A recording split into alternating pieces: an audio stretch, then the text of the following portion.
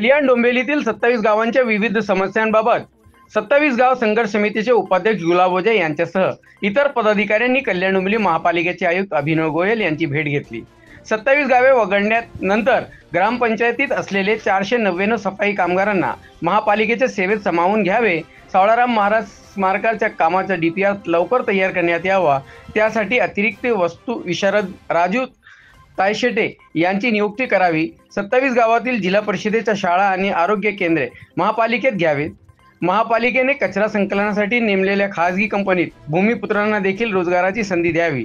त्याचबरोबर 27 गावातील रस्ते गटारे यांच्या कामासाठी निधी द्यावा। या विविध मागण्यांसाठी आयुक्त गोयल यांच्यासोबत चर्चा करून संघर्ष समितीच्या शिष्टमंडळाने निवेदन दिले। या प्रश्नावर आयुक्तांनी सकारात्मकता दर्शविली आहे। गरज पडल्यास उपमुख्यमंत्री एकनाथ शिंदे यांच्यासोबतही या संदर्भात बैठक घेतली जाणार असल्याचे उपाध्यक्ष गुलाब ओझे यांनी सांगितले।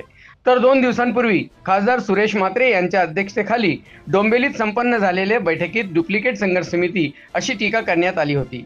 याबाबत ओझे यांना विचारले असता सुरेश म्हात्रे अध्यक्ष होऊन 10 महिने झाले, 10 महिन्यानंतर मीटिंग घेतली, परंतु आमच्या सतत मीटिंग सुरू असून लोकांच्या विकासाची कामे करत आहोत। आमची समिती जर डुप्लिकेट असती तर 499 कामगार आमच्या बाजूने का राहिले असते? आज त्यांचा प्रश्न सुटत आहे। 27 गावातील रस्त्यांचा अनेक प्रश्न सोडविण्याचे काम आम्ही करतोय। 900 कोटींचा कर आम्ही कमी केलं, त्यामुळे जनता कोणासोबत आहे ते आम्हाला माहिती असून डुप्लिकेट कोण आणि खरे कोण हे लोकांना सांगण्याची आवश्यकता नसून त्यांचा विश्वास आमच्यावर असल्याचे गुलाब ओझे यांनी सांगितले। त्यांच्या बैठकीत राजकारण होत असल्याचे दिसून आले। स्वतंत्र नगरपालिकेची आमची भूमिका कायम असून आम्ही विकासासोबत असल्याचे ओझे यांनी सांगितले। तर आगरी समाजासाठी कोण काम करत आहे हे सर्वांना माहिती असल्याचा उल्लेख देखील त्यांनी केला। एकूणच दोन्ही संघर्ष समिती आक्रमक झाल्याने आगामी काळात येथील राजकारण तापण्याची शक्यता वर्तवली जात आहे। त्यांना कॉर्पोरेशन काय ते माहित पण नसेल। आज आम्ही गावामध्ये जातोय, सगळे ठिकाणी जातोय आणि किती लोक होते 350 ते जमवण्याकरता आम्ही तर 3500 जमावलं। ते काही वेळ लागला आमचं काय नंतर कार्य होते। 499 कामगार हे आमच्या घराचे नाही, 27 गावाचे गणपती लोक आहेत।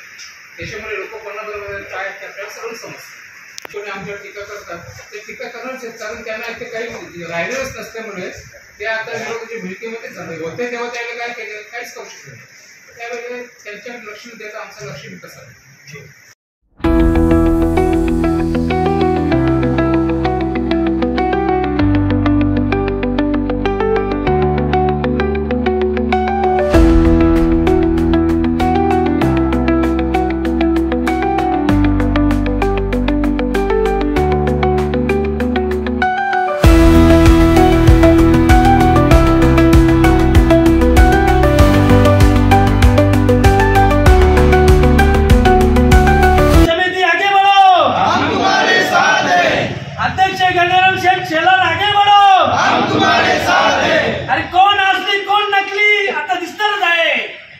आज कल्याण डोंबिवली महानगरपालिकेचे आयुक्त यांची आज भेट घेतली।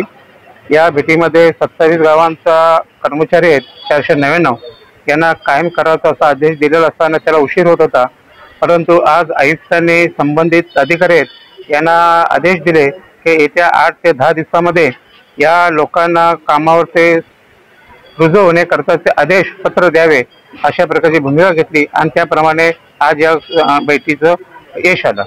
त्या भागामध्ये आपल्या कल्याण डोंबिवलीमध्ये एक संत सावळाराम महाराजांचं स्मारक इथे होते, तर भव्यदिव्य आहे आणि कल्याण डोंबिवलीला कोणी इथे आला तर त्या स्मारकाच्या ठिकाणी गेलं पाहिजे अशा प्रकारची भूमिका मागच्या 2 वर्षापासून करते।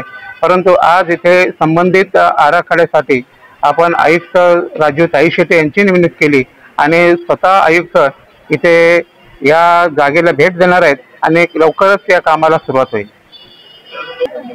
डुप्लिकेट कोण आहे, कसं आहे, कोणाच्या मिटिंगी होतात, आज ते अध्यक्ष होऊन 10 महिने झाले, त्यांनी आज मिटिंग घेतली, परंतु आमच्या सतत मिटिंग चालू आहेत, लोकांच्या विकासासाठी काम करतोय।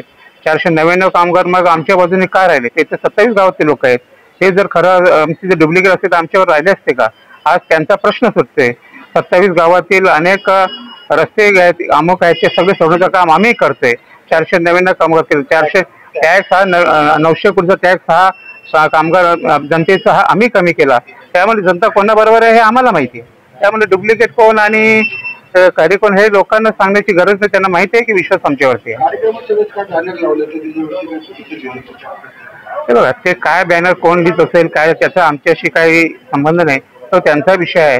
कारण आम्ही मिटिंगला तिथे जी चालू झाली तिथे काही पदाधिकारी दिसले, काहीतरी तिथे राजकारण दिसत आम्हाला, असं आम्हाला तिथे दिसून आलं. बाबतीमध्ये आम्ही विचार करू आणि मग ठरवू. ती भूमिका आपली कशीच राहणार स्वतंत्र नगरपालिका? स्वतंत्र नगरपालिकेची भूमिका आमची आहे. आम्ही जे आहेत ते तिथल्या भूमिपुत्रांच्या बरोबर आहोत, त्याच्यामुळे स्वतंत्र नगरपालिकेची भूमिका आमची आहे. पण विकासाबरोबर आम्ही आहोत आणि आज जर ती स्वतंत्र नगरपालिका नाही झाली तर हा विकास हा तसाच राहिला जाईल आणि त्याच्यामुळे आम्ही त्या बाबतीत विचार करतो. हे आता आम्हाला काही इथल्या लोकांचं दिसून येते. आमचं आयुष्यच आगरी समाजाच्या कामासाठी विकासासाठी गेलेलं आहे. स्वतः आम्ही जवळजवळ 40 वर्ष आम्ही काम करतोय. हे आगरी समाजासाठीच करतोय ना. जे नाही करत त्या झोपेतून उठून आले असतील सांगत असतील तर ते जनतेला माहिती आहे कोण काम करत होते.